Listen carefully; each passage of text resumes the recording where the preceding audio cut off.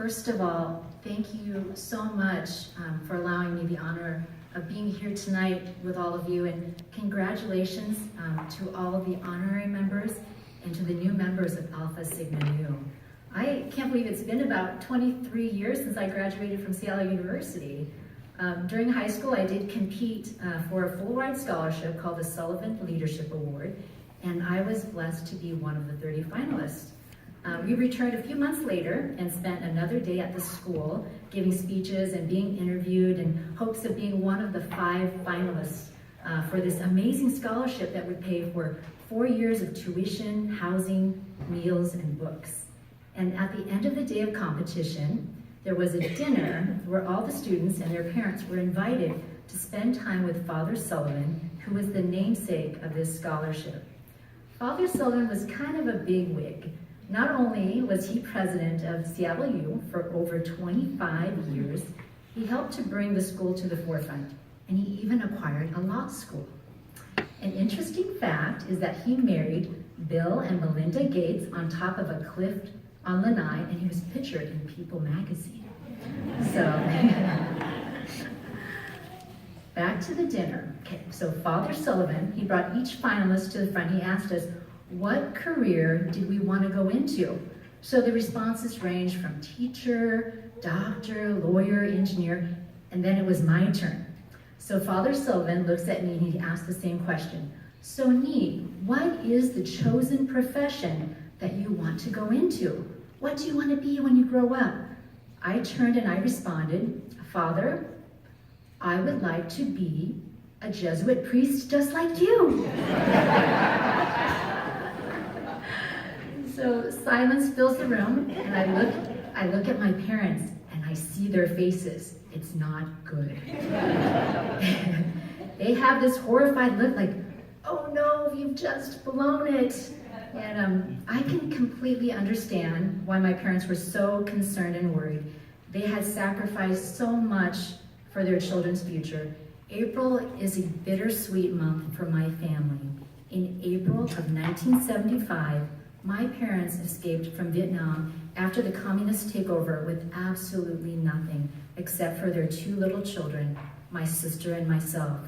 We got separated in the chaos and floated at sea for 7 days before being rescued by the American ships. I often joke about how our family arrived in Washington State. After being rescued, we were at a refugee camp in Guam and then Arkansas, and we waited for sponsors to take us in. Everyone at the refugee camp wanted to go to California because it was warm there, and that's where Elvis and Hollywood was. So my dad went to go stand in line for a sponsor. The line for California wrapped around the building a few times, and then he looked at the line for Washington, and there was no one in line. So my dad, he doesn't like to stand in lines, so you can kind of do the math there. And I try to be lighthearted, but the truth is, in 1975, not everyone welcomed newly arrived Vietnamese immigrants with open arms. California Governor Jerry Brown told the public that the state of California did not want immigrants, and he tried to block the first planes filled with immigrants from landing on California soil.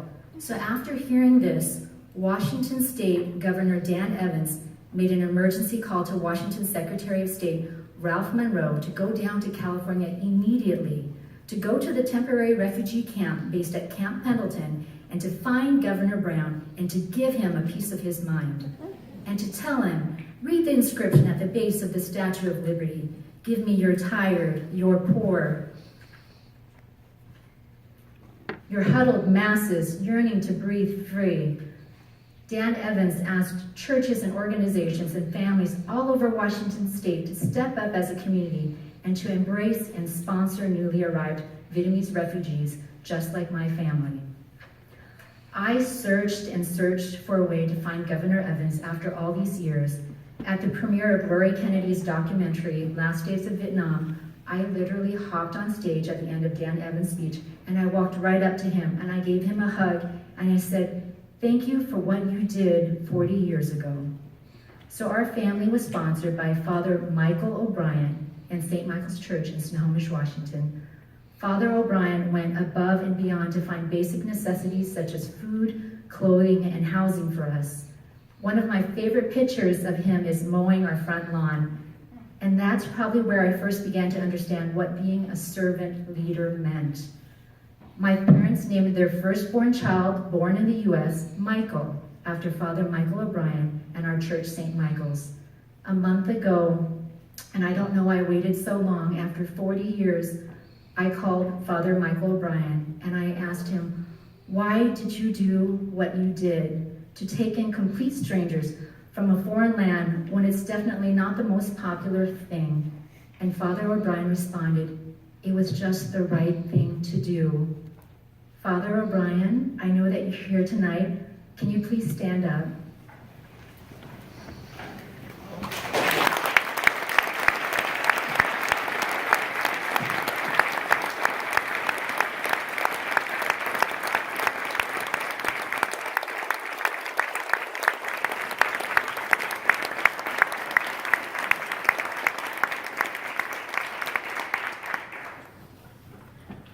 My parents have always reminded us, if you believe, the faith the size of a mustard seed will move mountains.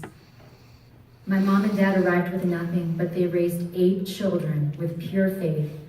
Within our family, we have a physician, a dentist, 5 accountants, and a pharmacist. And 3 of us are Seattle U alumni. Teresa Pham Schaefer, I know you're in the house, and Christina Pham, my beautiful sisters. I want to take the opportunity to say thank you to my parents for making the difficult decision more than 40 years ago to escape and to sacrifice everything so that your children could live a life of freedom. Mom and Dad, please stand up. If you can give them a round of applause.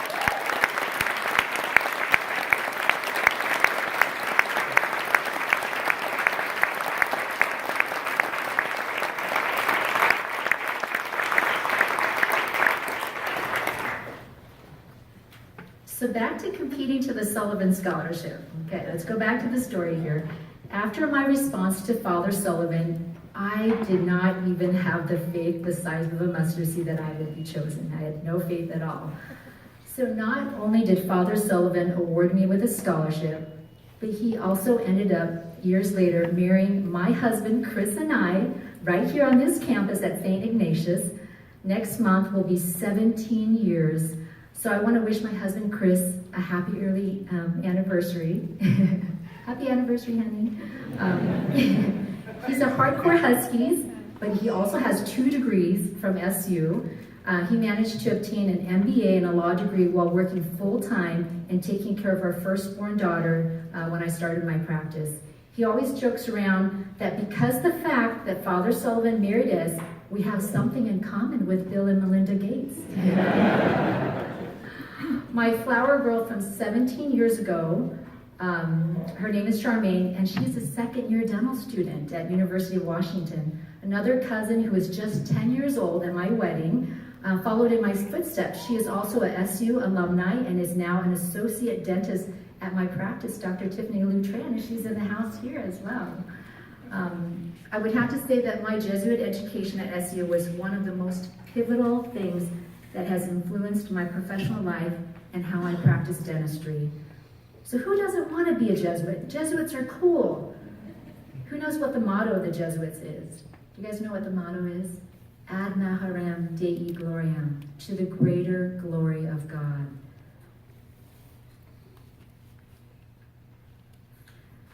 So in my profession as a dentist, how am I ever going to glorify God? How do I glorify Him when I'm drilling, when I'm restoring an implant, or even when I'm extracting a tooth? How do I bring glory? It's actually really easy, and a lot of you are already doing this. We glorify God when we understand that every single person on this earth has the fundamental dignity and likeness of God, and to treat each other and all things created on this earth with respect and honor, and just important, to share what we have gained through our education with our community and the rest of the world. So after graduating from the UW School of Dentistry, I had a few offers to go into private practice. I felt a different calling, and I knew I wanted to serve. I actually wanted to become a Navy dentist, but I didn't know how to swim. So, so I joined the National Service Corps, and I worked for 4 years providing dental care for the most vulnerable populations with the least access to care, which was mostly children and pregnant women. I loved it. But working for a large organization, sometimes the change you want for your patients and for the people that you work with can be very slow and a challenging process. So when I was 3 months pregnant with my daughter Kayla, I quit my job and I purchased this tiny little practice, and I decided that I would create the change and that I would be the change. It was so scary, but I never felt God's presence more. One of my special mentors in life, who has shown what true courage is my aunt and my godmother, Hua Thi Tru. When my sister and I were separated from our parents during the one leg of the escape from Vietnam, Aunt Hua, who was just a young teenager, she protected us. She is now the mother of 5 amazing and accomplished children and grandma to soon-to-be 16 grandchildren. She is a self-made woman. Her school, Evergreen Beauty College, has 4 locations now and is a nationally accredited school and awarded one of the top 100 businesses to work for in Washington State. On top of her success, she is extremely faithful. She gives so much to her family, her community, and the church. So I would love my mentor, Aunt Hua, to stand up. And if you guys would give her some love, Aunt Hua, please stand up.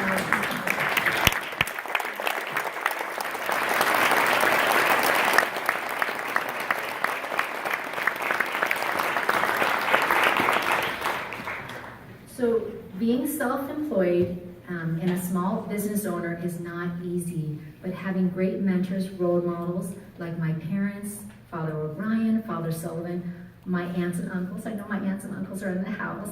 Can you wave if you're in the house? Oh, thank you. So all these great mentors. My Jesuit education here at SU and all my mentors have really helped me form the foundation of my practice. My heart has always had a calling to serve locally and internationally. My husband, Chris, gave me great advice. Grow your practice and bring on partners so you can have coverage and have more opportunities to serve. So we grew from myself and 4 part-time team members to 4 dentists and more than 20 support team members. I get to work with the most awesome team on the planet at my practice, Mukilteo Dental Center. I have to give a shout out to all of them. When I tell my team is the foundation of our practice is actually not dentistry. Our mission and our passion is using dentistry to not only make smiles healthier, but to build a better community, to give opportunity career-wise to individuals on the team, to build a better livelihood for themselves and their families, to mentor future professionals, and to increase access to care. A lot of my volunteer work centers around providing care for children, for young moms, those that are homeless or don't have access to care. And my special love is volunteering on the Medical Teams International Dental Van. A lot of our patients don't have transportation and are homeless, so we come to them. This Sunday, I'll be volunteering on the van at Sebastian's Place, which is housing for chronically homeless veterans. Along with Jessica, my dear friend, we have made it happen. We're going to be coming to them, and an awesome thing is Sebastian's Place is sponsored by Catholic Community Services, so we'll be there taking care of our veterans. Every year at Mukilteo Dental Center, we serve our veterans for Freedom Day, a day of pro bono dentistry to thank veterans for their service. My family is here because we were rescued by the American ships, so I have always had such a deep and sincere appreciation for our veterans. I learned that you have to be 90% disabled to receive dental benefits from the VA, and I began finding opportunities to serve those who have served.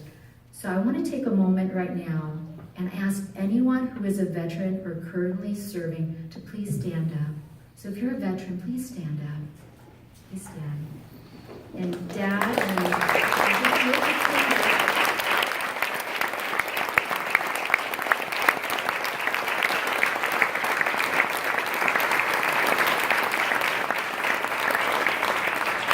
So Dad, I need you to stand, and Uncle Hugh, I need you to stand too.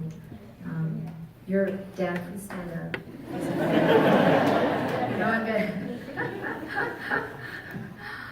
These two amazing men are veterans from the Vietnam War. They were aligned with American forces. They have been in battle. My dad has bullet wounds that have not been removed. They are amazing men, and I want to honor the both of you tonight as well.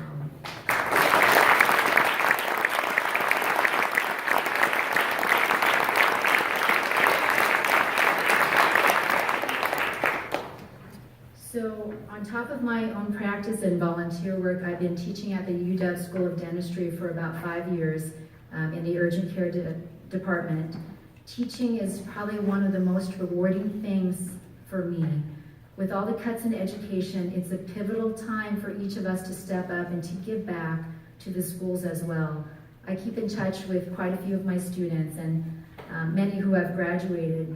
Some of the most common questions from my students is actually not about dentistry. They ask me questions about how do you balance your work life with your family life, with being a mom, running your own practice, being a boss. The answer is a lot of it comes down to having a lot of faith, having a thankful heart, great support from family and friends. And I can't even express how much it means to me to have so many of my family and Seattle U buddies who believe in me and love me, and they travel so far to be my patient. I get to catch up with them every 6 months at my office, and we've rehashed lots of memories of living on campus. Who's lived in Bellarmine here? Raise your hand. Yes, Bellarmine, 4 years, okay. And Connolly Center, lots of memories there. So I want to say thank you, friends and family, and most especially I want to say thank you to my husband, Chris, and my 3 daughters, Kayla, Heaven, and Covey. Thank you for supporting the passions of my heart and always encouraging me. I currently serve on the board with Medical Relief International, a faith-based missions group. I've had the opportunity to provide dental care all over the world, including a few times in Haiti, at an orphanage, and another time in a remote area with no running water or electricity. In Ecuador, serving children who are displaced by a recent major earthquake. In Europe, again, serving Afghani and Syrian refugees. I'll be traveling to Tanzania end of the month with Medical Relief International for the grand opening of the Barakiwa Clinic that provides both medical and dental care. Our organization has been working on fundraising for quite a while for this clinic, and also bringing in a clean water source for the community, building the facility, and mentoring those who will provide care at this clinic. The clean water itself has really brought the community together. Not only has it helped to decrease the spread of disease by reducing the consumption of contaminated water, women and children are no longer working miles a day in search of water to survive. Recently, Syria has been in the news. We all remember the images a few years back of families fleeing for their lives in these inflatable rubber boats and life jackets. We are all witnessing one of the worst humanitarian crises since World War II. More than 1 million refugees have flooded through Europe, and now the borders have closed, and the stories have stopped showing up on the news except for the recent chemical attacks. As a refugee and as an immigrant, as a mother, something stirred in my heart, and I said, I need to do something. When the water is safer than the land, as a mother, you take that risk to save your child's life, just as my mother did so many years ago. Last October, a team of 9 of us from Medical Relief International arrived in Lesbos, an island that is an 11-hour ferry ride from Athens. You can see the Turkish border from there, and more than 600,000 refugees have filtered through this island in just the past few years. So you saw pictures of the life jacket graveyard. That sits in my mind daily, and I think about the refugees every day. There in Lesbos, we set up a makeshift dental clinic in the middle of this refugee camp. The camp itself was only meant for 1,000 people, but when I was there was over 6,000 people trying to survive. The UN, the Red Cross, and all other support agencies had pulled out a long time ago, and these people felt completely forgotten by the rest of the world. Every day, if the water was calm, more than 100 new refugees would arrive, and new tents would spring up around our makeshift clinic. A good majority were women, children, and the elderly. Originally, our focus was Syrian and Afghani refugees that we would treat, but what I found was there was refugees from more than 100 different countries seeking asylum in Lesbos. My mind was just boggled. How did someone from the Western Hemisphere, such as Haiti, end up in Greece? And I realized how much human trafficking is happening throughout our world. I treated quite a few patients from Eritrea. They share my Catholic faith, but in their country, they are highly persecuted because of it. I want to tell you the story of Zahara, who arrived the second day I was at camp. It took her family more than a month to escape from Syria. They basically walked across borders through Turkey, and they paid smugglers close to $2,000 per person to cross these waters in the inflatable boats. And the smugglers, on top of this, only gave enough fuel to cross halfway. And that's why so many lives have been lost. Sahara is 16 years old, and she wants to be an eye doctor one day. Her father is blind, and she and her family helped him cross on this journey through Syria, then Turkey, and then to Greece. I had the honor and the opportunity to take care of Zahara, her two sisters, and her mom during our dental clinic. Before we left, her little sister, she turned to me and she said, "I want to be a dentist one day, and I want to come back, and I want to take care of these refugees in the camp, and I want to help all the people in need." Before I left, Zahara gave me a bracelet with her name on it. She has so little, yet she gave so much of herself. Sometimes I find in serving, we receive so much more in return than we can ever give. I know each and every one of you that will be inducted tonight, you are not only dedicated to achieving academically, but you have upheld the 3 pillars of Alpha Sigma Nu: scholarship, loyalty to the values of a Jesuit education, and service. I know that each of you have a story, and many of you have probably faced hardships or overcome difficult obstacles, but you're present here today as a symbol of your achievement and your service. So never underestimate how your future career and profession, even filling and trilling, can change or inspire another life. Who would ever think that dentistry and social justice could ever go together hand in hand? Finally, one question that I've been asked about my outreach work locally and all around the world is, what have you learned from your experience in serving others? And it's an easy answer. Number 1, we are so much more alike than we are different. Number 2, no matter how difficult the circumstances, if you live a life with a heart of thankfulness, you will rise above. And lastly, I want to conclude with this. If you have faith the size of a mustard seed, you can move mountains. Thank you so much.